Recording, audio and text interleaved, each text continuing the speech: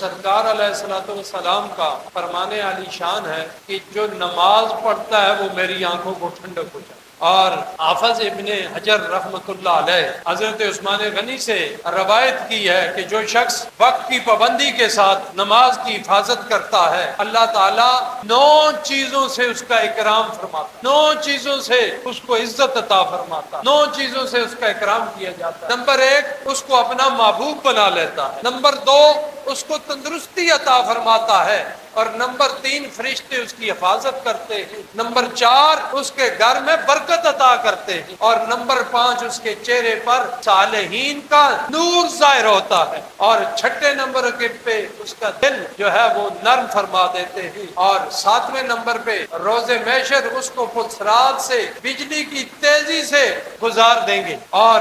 8ویں number پہ جہنم سے اسے نجات عطا فرمائیں گے، اور 9ویں نمبر پہ جنت میں نیکوں کی صحبت اسے عطا فرمائیں گے۔